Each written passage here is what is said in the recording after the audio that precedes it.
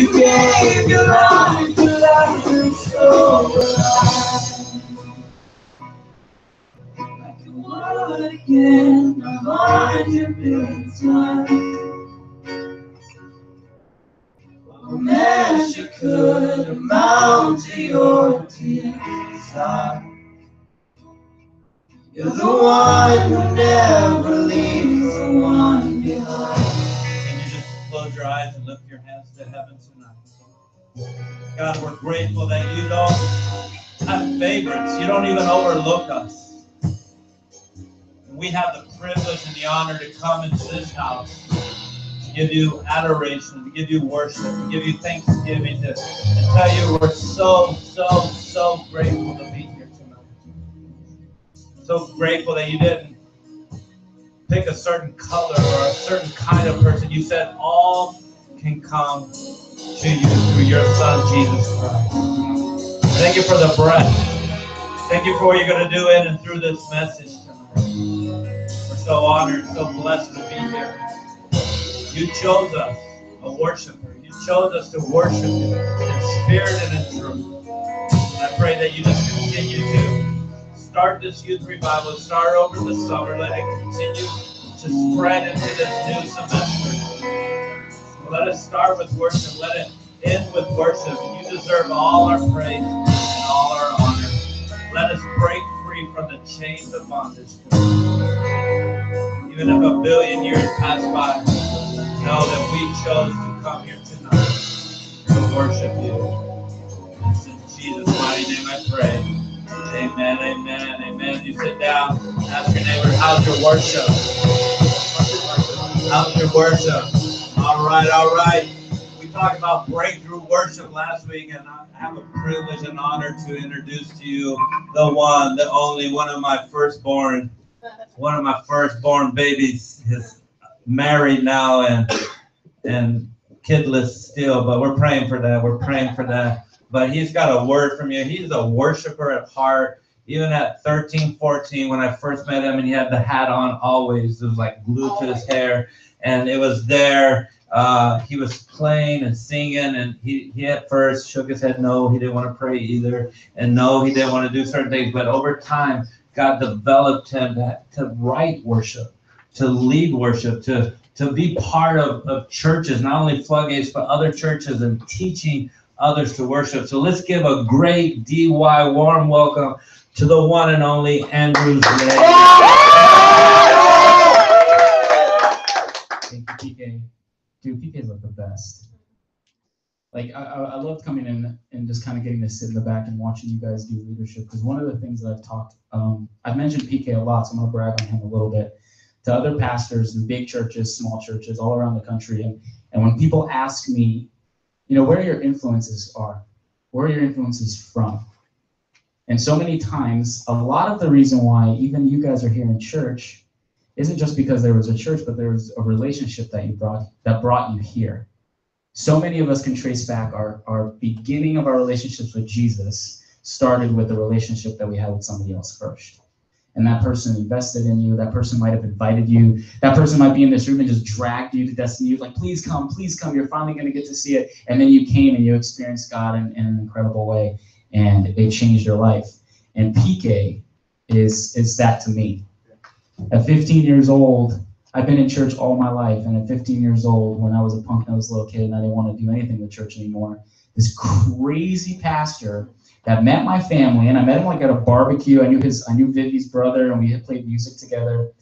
And this pastor started reaching out to me, asking me, "Hey, I'll just come pick you up." And at the time, I wasn't going to school here. I was going to school like in Lato High School. Anybody knows what that is? That's far. That's bougie, like Spanish hood, like all the way in, like you don't even want to know where it is. Better not even tell you guys can't make it there. Okay. But PK used to come and pick me up after school almost every day, and would start bringing me to church. And I'm like, the whole time, like, this dude is crazy. The only reason I'm getting in the car with him is because of the fact that my parents know him and I know him. But in that course of that relationship, PK just never gave up on me, continuously poured into me, even when I didn't want it. First couple of months of the church, he's like, "Do you want to play on the worship team?" I'm like, "I know you played." And I'm like, "No." He's like, Do you want to lead the worship? No, heck no. I don't want to do any of that. I was like, why? And not because I didn't like music. I love playing music, but because I couldn't understand what PK was seeing in some punk-nosed kid at 15 who was all sorts of messed up, doing all sorts of things, and he wanted to give me a platform. I'm like, are you crazy? You want to put me live with a microphone in front of people and I can say whatever I want?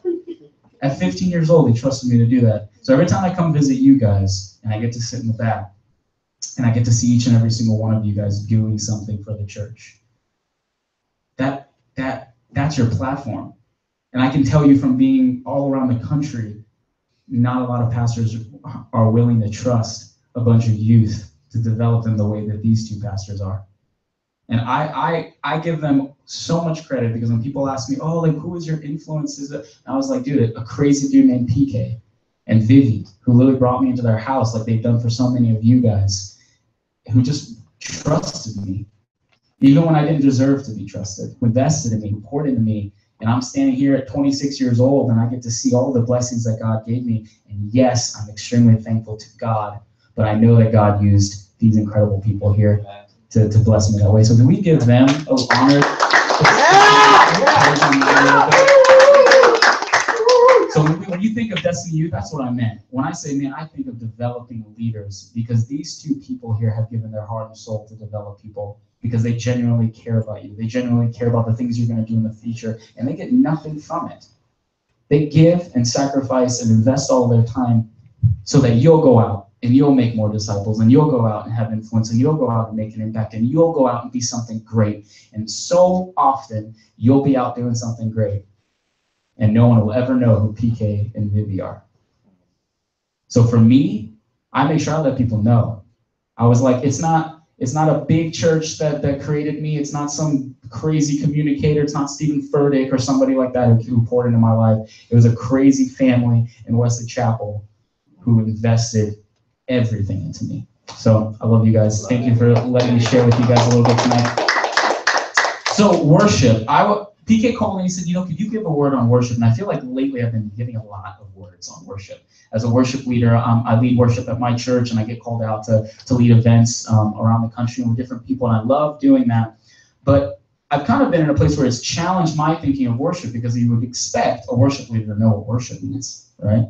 If I didn't, it'd probably be a problem. And I can tell you honestly that learning and understanding with worship didn't just come. I didn't know fully what worship was at 15, 16, 17, 18, and I was leading it.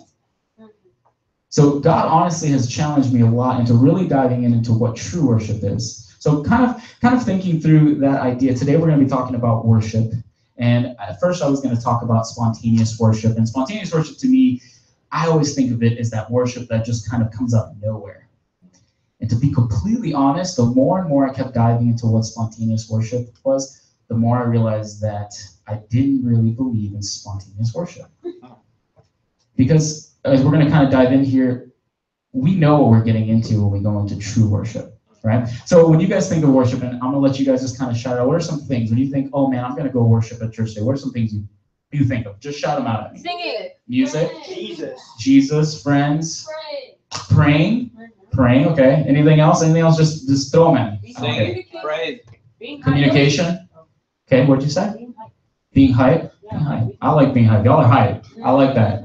Right? So what's interesting about worship, and I'm going to kind of break it down for today's talk, just the presence of worship. So I'm not going to talk about spontaneous worship, and you'll kind of get an idea of why in the end. But I wanted to talk about the presence of worship. See, I was reading up on this survey that they took with thousands of church-going Christians, and the question they asked was, have you ever experienced God in a worship service? Right? So when you think worship service, and you guys said it, like the church and the music and the band and the preaching and the message and all that. And they asked all these people, have you ever experienced God in a worship service? And you'd be surprised that only 1/3 of them said that they regularly experience God in church. Wow.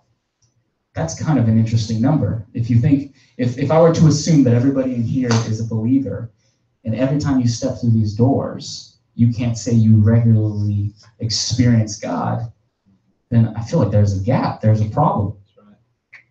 Right, so there's a book called Exit Interviews, and it talks about today's generation and why this generation is leaving the church. And he summarized the whole thing. He said that the purpose, perhaps the most common complaint about worship services, were that they were boring. But get this, it was not just that these gatherings weren't interesting and that they were not worshipful. It's just that they were not worshipful. They did little to help people meet with God. So that quote says a lot. It's not, I don't think that what we do here is ever boring. I don't think I've ever walked into Destiny Youth and thought something was boring. Y'all, you said it yourself, right? Y'all get hyped in here. Right? But the problem that I'm trying to point out to us as church people, as people trying to reach out and make disciples and make God known, is that people aren't having an issue with churches being boring. I'm pretty sure a lot of us, especially in this area in Western Chapel, you go to any church, any youth group, and they're all hype. They're all fun. They all turn up and have lights and all that stuff, and people are still leaving the church.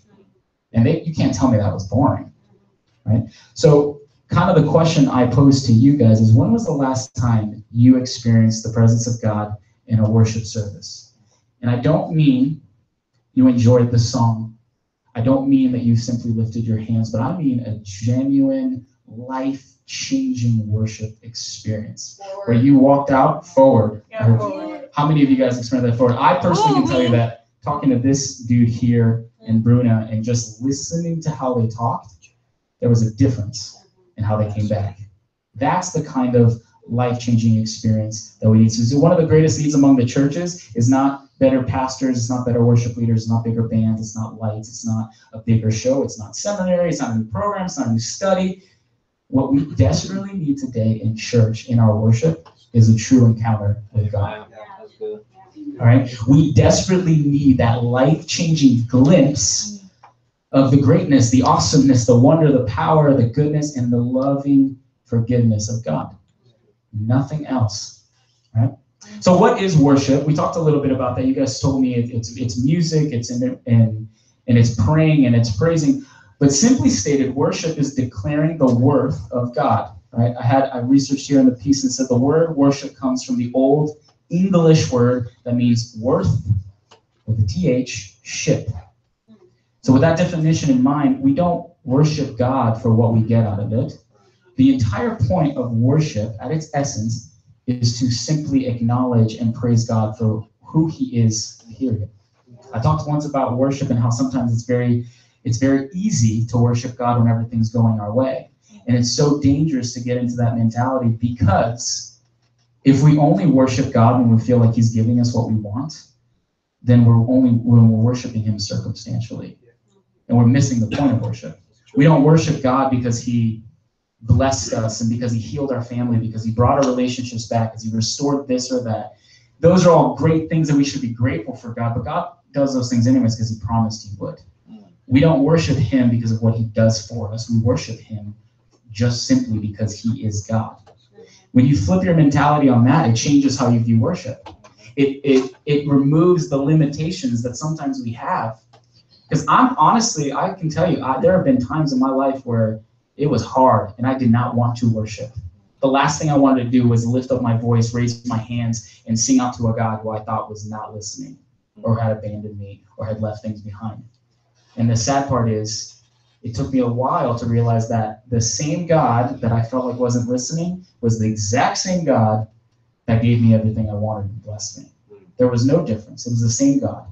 And he deserved to be worshipped in the ground when I'm down in the valley just as much as when he was in the hills. All right? So worship, what I'm here to kind of tell you is worship is not a weekly pep talk to rally the troops and win a contest. Worship is not a motivational seminar that's going to make you feel good about yourself. Worship is not the Christian alternative to Beethoven or a rock band, right? We don't worship because we're Christians. Sometimes I feel like my non-Christian friends, they're like, oh, you like worship music because you can't listen to like regular music. Like, no, that is a lie, because I love regular music. Bruno Mars is my boy. Like, you don't understand. But I don't listen to worship music because I need some kind of alternative. I listen to worship music because of what worship is, right? So worship occurs when people encounter God who loves them and desires a relationship with them. So I love this quote, and I really want you to just kind of sink in, because I'm going to talk about a bunch of different things, but there are going to be snippets that I really want you to walk away from, because I think it'll bring some value to your life. And one of them is this: a lot of times we hear in church like, oh man, like the band and the worship and the music, it's going to usher us into the presence of God, into an encounter with God, right? It's kind of getting set up and ready. But what I want to tell you is this: worship does not lead to an encounter with God. It is the encounter with God. You don't need to get music and hyped up and prepped to encounter God. The whole environment is that. And we've got to flip that mentality, because really we're holding ourselves back. If we're waiting to get past worship to then experience God, we've got it backwards. We're going to completely miss out. We're going to limit ourselves in how we want to express ourselves in worship because we're waiting on something that is already there. Does that make sense? Yeah.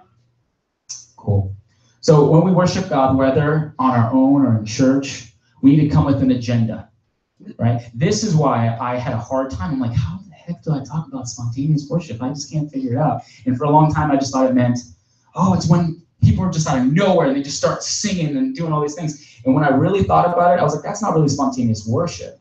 That's one expression of worship. That's one spontaneous expression, which means for some reason, they just felt super moved and they acted on it. Kind of like sometimes in your lives, I think everyone at least has experienced this, where you just kind of feel that tug to do a little something that you wouldn't normally do.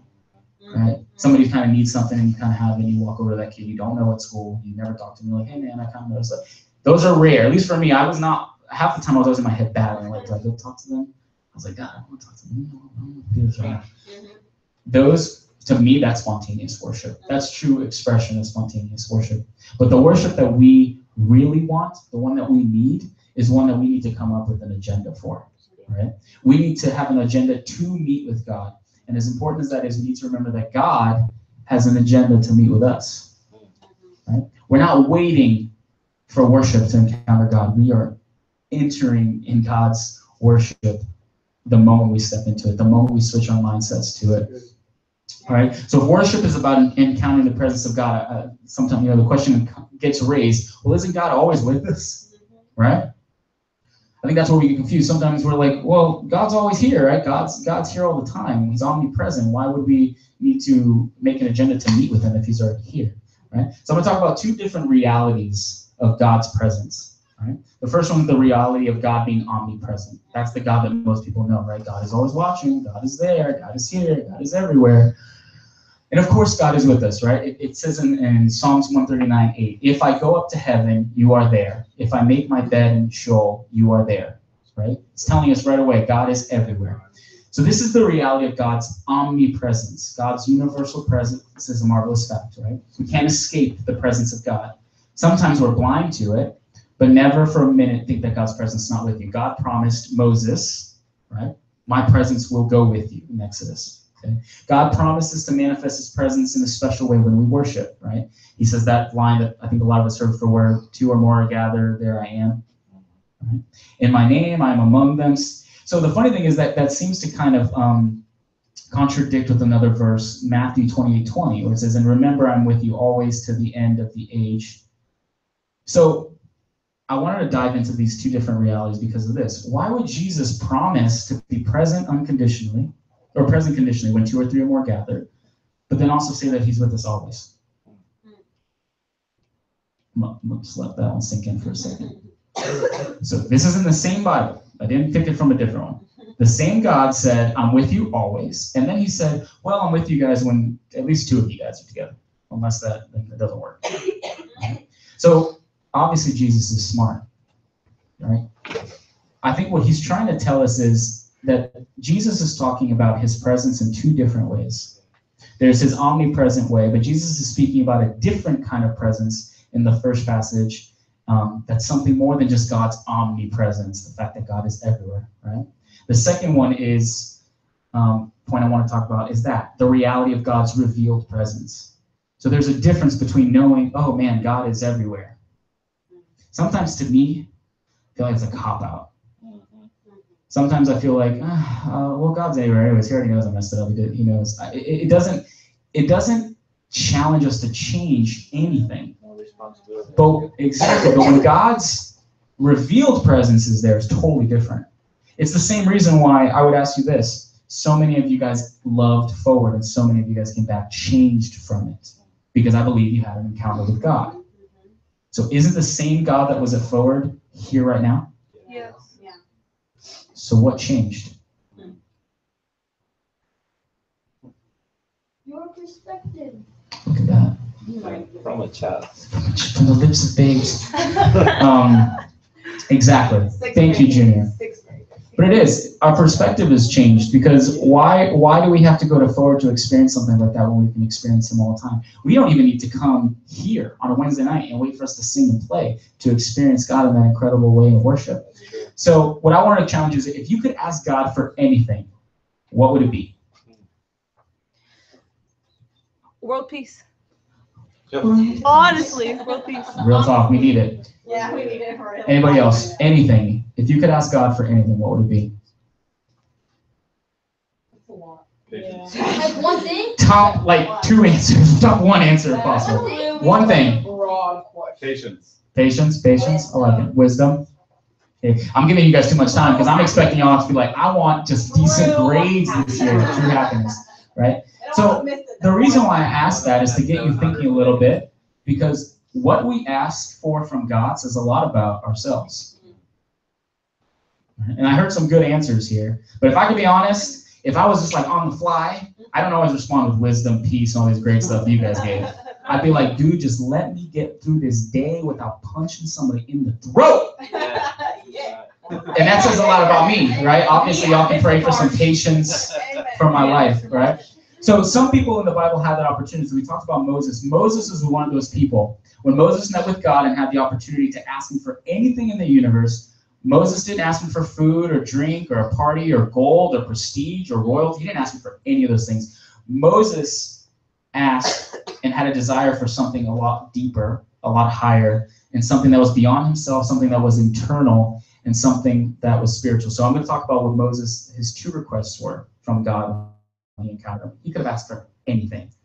The first one Moses asked was in Exodus 33:13. He says, "Teach me your ways." This dude is standing before God. He could ask for anything. And he says, "Teach me your ways."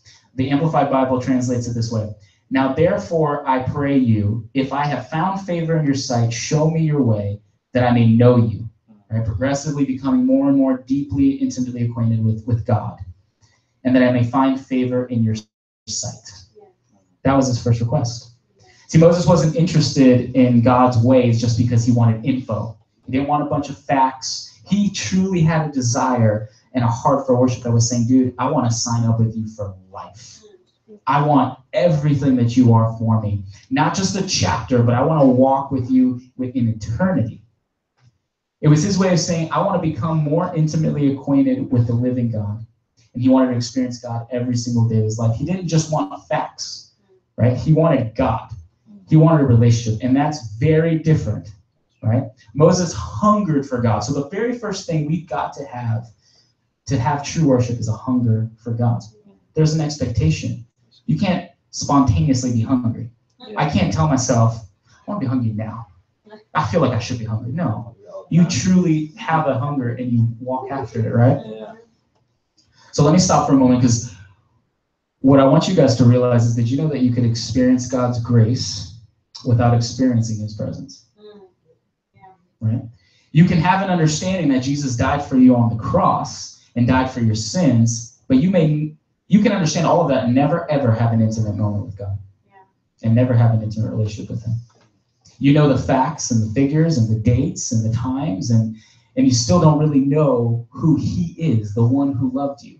You know about Jesus, you don't know Jesus. And that is extremely dangerous, because a lot of us, especially in church, are walking around like that.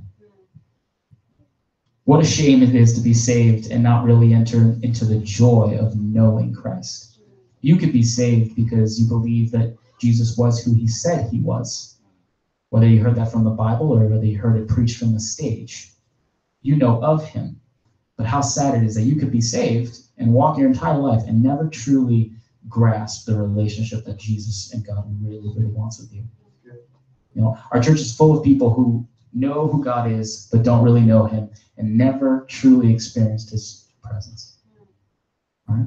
So number one, our worship should hunger for God. Okay. The second thing that Moses asked, he said In Exodus 33:18, he said, please let me see your glory. And the Hebrew word for glory is shabbat, which means God's honor, renown, majesty, weight, visible splendor. The word glory used in this setting is closely related to the presence and face. So see, Moses wanted to know God face to face. He first wanted to have the desire. He asked God, give me the desire and the hunger to really engage in something true with you. I'm sick and tired of knowing just who you are. Or about who you are. I want to know you. Right? And then the second thing he asked was he wanted that meeting like today. Yeah. How many of us have heard over and over again, I'm sure we do, because if you come here at Destiny Youth, you're hearing about Jesus and God every single week. And it may have been months since you've actually encountered an exchange with Jesus, a real relationship with Jesus. It's tremendous different, and you're missing out. So he wanted a visible encounter with the living God. He wasn't content with business as usual, right? He wanted God show up. So once again, let's kind of take a pause. When you're here at church, how many of you guys are tired of business as usual? I know some of us here are fresh. I love you kept your hand up, so you've only been here for less than a month, I think, right? And it's awesome, and it's fired up. But I would talk about a little bit of Forward. When you guys came back from Forward, you guys were hyped. You guys were ready to go. You guys were ready to dominate everything. And slowly, that started fading away. I know because you guys aren't talking about Forward every 5 seconds. Because when I showed up, you guys were, and there's nothing wrong with that. But if you notice how quickly everything kind of flamed out, new school year started, and I don't personally, I'm gonna just be real, family talk. I don't feel that same hype, and I'm a pretty good judge of character. Like I just kind of sit back and watch. And I love y'all. Y'all are great, but y'all don't have that same fire y'all had a few months ago, or whenever you guys came back from Forward. So if we're tired of going through the motions, right? We come here Sunday after Sunday for a worship service. We come, we sing, we preach, we have fun, we pray. But we're not having our soul stirred. Yeah. We're walking in and we're leaving the exact same way we came in. That's a big difference from Forward, wasn't it? You guys walked into Forward and you guys came out completely changed. But I bet you that the other thing you didn't think about but was in there subconsciously was you were expecting something at Forward. Yeah. You guys were essentially doing that encounter with God. You guys were expecting an encounter with God before you guys ever stepped foot in Forward. Yeah. Ever went to that conference. You guys were excited and hyped before you ever went into that meeting place with God. And it's the same God you guys get here every Wednesday. Yeah, that's good. Come on. We need to have that same expectation here. Yes. Because if we don't, what's going to happen is we're going to start getting burned out. Or we're going to start getting bored. And it's not because this band isn't killer. Like, these guys kill it for you guys every week, and it's incredible to see a bunch of youth people doing what they're doing here. So there's not a lack of talent, there's not a lack of skill, there's not a lack of love, there's not a lack of food, there's not a lack of fun, yet how come this place isn't packed? You guys said everything you guys have about Destiny Youth, this place isn't packed. And I'm not just ragging on us, I'm ragging on church in general. Yeah, that's right. I was a student pastor, I know what it looks like when people come in and out, but I don't want people to come into those doors just to fill up this room. I could care less if there's 2 people or 200 in this room. What I want is them to come in one way, experience God, and leave a different way. If I could have Forward here at Destiny Youth every single week, that's what I'm praying for. Yeah. But y'all need to do it. That's good. All right? Y'all need to have an expectation of what changed. We don't need to only hunger for God like Moses did, but we need to have an encounter with God. He asked for it right off the bat. He said, I want to know who you are, and I want to know you like now. Like, hook it up, meeting in 30 minutes, encounter with God. See, the encounter is different than just knowing God's there. The encounter is that sense of God's presence, and it transforms your worship from duty to devotion. You're not coming here to just worship because, it's the right thing to do, everybody else is doing it. No, because then you're missing out. I'd rather you not do that. I'd rather you truly lift your hands and worship and sing because it's coming from you. My job, I've learned this for a long time, and I struggle with this. As a worship leader, my job is not to get you to sing and lift your hands. My job is to create an environment for you where God meets with you, and when you experience that, you lift your hands on your own. You surrender on your own. You sing out on your own. Not because I'm asking you to. I may prompt you and nudge you and guide you, because that's what I'm called to do. But ultimately, I'm not changing anything in you, God is. Right? So God's attendance in our lives, we want to change it from duty to devotion, from ritual to relationship, and from just another meeting place to a holy gathering, like you guys experienced that both. All right. So what do we need to do? I broke it down into 5 simple things that we need to do. These are life-changing things, and they're not difficult. They're easy. And they're a way that's going to take our experience with God to really reveal who he is. So we're not walking into these doors going, I know God, God's with me all week. I'm good. Nothing special. We need to understand that there is something special in the God that is in you and that you walk with. Because if you walk around defeated with your head down like nothing special is happening, there's a problem. Because you don't know who you are. And you definitely don't know who the God is that lives in you. There's a big difference. It'll change everything. So number 1, the first thing I would say is anticipate God's revealed presence in worship. Expect him. Long for him. You guys had a long drive to Forward, and I bet you all the way there, you guys were hyped and excited because you knew you were expecting something. You guys need to change your mindset. Come in with the same way. It's not about the lights. It's not about how big. It's not about the games. It's about you changing your perspective, because the same God that wrecked you at Forward can wreck you here every single week. And when people start seeing that, this room will fill itself. Because people will start seeing how God's wrecking you, and they're going to want that. All right, the second thing is look for God's hand in worship. All right? That doesn't mean look for the guitar player's hand. Doesn't mean look for when the drummer messes up or when the sound is too loud. Really look for God. Try to drown everything out for a little bit, because all of this stuff is expression, right?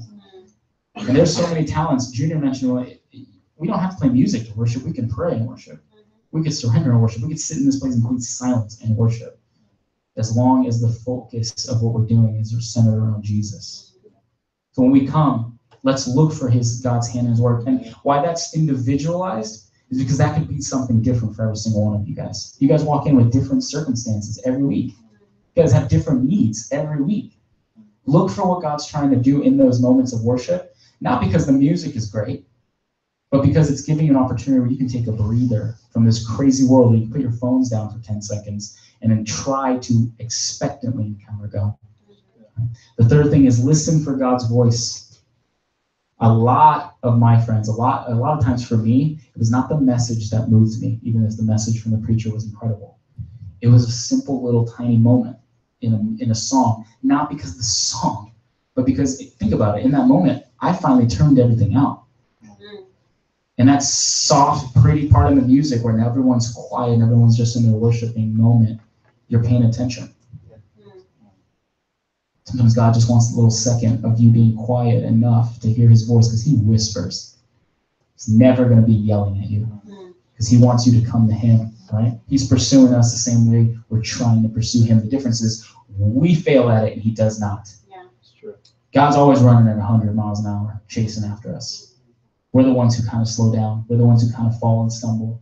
And God doesn't give up on us. He continues to pursue. Yeah. The fourth thing is open yourself up to new manifestations of God's presence. What that means is the same way you encountered Jesus at Forward may not be the same way you encounter him here on a Wednesday. I have experienced God multiple different times, and guess what? They're always different. Sometimes that reminds me of like all of the healings that God did. I think God healed the blind like multiple different times. He always did it differently. Yeah. He didn't do the same thing over and over again. So why are we expecting God to live in a little box? Like, all right, God, I'm going to like do whatever the heck I want all week, and then I'm just going to take you out of your little worship box, and I'm going to put it here. All right, dance. Like switch on, clap on, something. And we're expecting to do the same thing we did last time to get the same result. We don't. And then we get tired. Well, like I've been singing to Jesus every single week and nothing's happening. My family's still broken apart. I've been singing to Jesus and worshiping him every single Wednesday. And my friends are still involved in all the things that I wish they wouldn't. My friends still hate me. What have we done to change? God doesn't work like the rest of this world. If it worked once, right, we're so programmed. If it worked once, it'll work again. God's not like that. Because if that was the case, God would be done with you in 2 seconds. He'd be like, okay, I fixed you, you're good. But he doesn't, right? We change, That's right. we grow, we develop, and in that growing, God wants us to grow closer to him. If he made things too easy, we wouldn't need him, right? We wouldn't need a relationship with him, period. He wants that more than anything. And then the last thing is, be sensitive to the leadership of God's Spirit. That's a tricky one, especially when we start talking about spirits. But we need to be sensitive to that. I think, honestly, number 5 is a culmination of the first 4. Yeah. It's listening to God's voice, anticipating it, that he's going to show up. I don't show up to sing and go, man, I really hope they enjoy it because I sing so good. I don't care. Because I've played a bunch of events that nothing changed, no matter how great I sang, no matter how awesome the band was and the sound and the lights. At all. That's something that we want. That's the difference between a worship encounter and some big concert that you go to. So I'm just going to close with these 2 observations kind of regarding experiencing God's presence in worship leader. And I took this from a worship leader called Marty Nystrom, who observed. And I related a lot to them. They were talking about the relationship between how much they travel and they witness on airplanes, right? And they said that they've heard over and over again, well, I've been to church before, and yeah, that was good. It's not really my thing, though. Honestly, I was like, they probably went to a really dead church, a really boring one. And I've heard people say, well, I've read the Bible, and it's a good book, but I study the Quran, too, and I know there's wisdom here and wisdom there, and I kind of grab it from all over. But I've never, and this is what he said, I've never had anybody look me in the eye and say, you know, I've experienced the presence of God before, and quite honestly, I don't want it. Not once. No one has ever said to me, because people who experience the real presence of God are changed from the ordinary. They want more of him. Probably a big reason why some of you guys still come faithful every single week is because at some small moment in your life, God stepped in and you truly encountered him. And what I'm saying is, wouldn't you love to encounter him that same way every single week? Man, if I could relive every single worship conference that I've been to as a youth, man, it changes everything. As I've kind of started to learn, because I'm not perfect either, I'm still on this journey just like you guys are, but some of the most incredible worship moments as of late have not been when I'm in front of a bunch of people singing. It's been driving in my car by myself with no music on and just sitting there quietly asking God to meet me right there. And I'm a 26-year-old grown man, and I will tell you that there have been moments where I'm sitting at a red light and just crying. And I don't even know why. But it's because I'm sitting in a moment with God. I was expectant. I seeked after him, and he met me. And it didn't take music. It didn't take a worship service. It didn't even take this building. I want you guys to experience God in that way and to continue pursuing him in that way. See, Tozer wrote, the world is perishing for lack of the knowledge of God. Right? The world is all lost because they don't know God.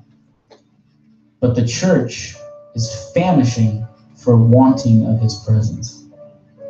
See, the instant cure of most of our religious ills would be to enter the presence of a spiritual, true experience with God and to suddenly become aware that we are in God and that God is in us. And that would lift us up from our narrowness and our repetitiveness and our monotony of doing the same thing over and over again, week after week, and expecting God to change. And that would burn down everything into our lives. So tonight, as I leave you kind of with those thoughts and just changing your perspective of worship, I just want to pray for us. Because what I wouldn't want is, I wouldn't want you to leave with a word or songs or anything, as much as I would want you to leave with what God's telling you in this moment, what God's pulling at your heart. So if we could all bow our heads. God, my prayer for us tonight in this room is simple. Just meet with us. If you could quiet down every other obstacle in our lives that keeps us from encountering you in a profound way. I don't want to follow you and serve a Jesus that I just hear about in books or I just hear about from other people. I want to share my own experiences with you. God, so would you help me to anticipate when you're going to show up, to be excited, not because of the things you can do for me, God, but because of the things you've already done. When I start to feel monotonous, God, would you remind us in this room that there was a moment when you changed everything? Allow us never to forget that you haven't changed from that moment. You're still the same God of miracles and healings and restoration. You still want to do so much more, God. Don't let us box you in. Change us. Allow us to open ourselves up to your voice, to your teaching, to your calling, and to be sensitive to you. Don't let us think that worship is just a moment in time. God, allow our worship to just forever be free. Forever just be the moments that we spend with you. I don't want to have meetings with you, God, on a scheduled agenda. I want to be with you all the time, and I want to acknowledge your presence. God, I ask that you would come into this place, into every single individual life here, and that people would be changed and transformed. Not because of a service or a seminary or a message, but because of an encounter, a true encounter with you. And that as you move and shape our lives, that your glory just be evident. That there be no way that somebody could look at our lives and not know and see that you are there and you are who you say you are. But God, please help us to believe that first. Help us not to falter when things get hard. Help us to keep persevering and remembering you are who you are every day. No matter where we stand, no matter what circumstances we're against, you're the same God of that encounter. So God, I ask that you bless us, that you empower us, that you encourage us, that you bring us closer to you, and that your hand be over every single thing in our lives, but that we recognize it. Not because we're waiting for some crazy miracle to show up and land on our laps, but that we would seek you out. Soften our hearts to that. Silence the distractions. Allow us to draw closer to you, because ultimately we know and believe that you are the one who makes things different. You are the one who changes lives. You are the ones who restores relationships. We believe all of these things of you, God. And we expect that you're going to continue to do incredible things as we seek you. In Jesus' name, amen.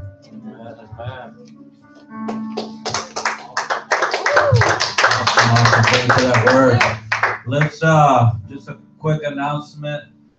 Next week's Glow Party, back to school. Yeah. So someone can come, not just to party, but to really encounter what he was talking about. Encounter the Jesus that loves you just the way you are, and that you'll leave transformed, and more of your friends will come to be able to experience that relationship with God.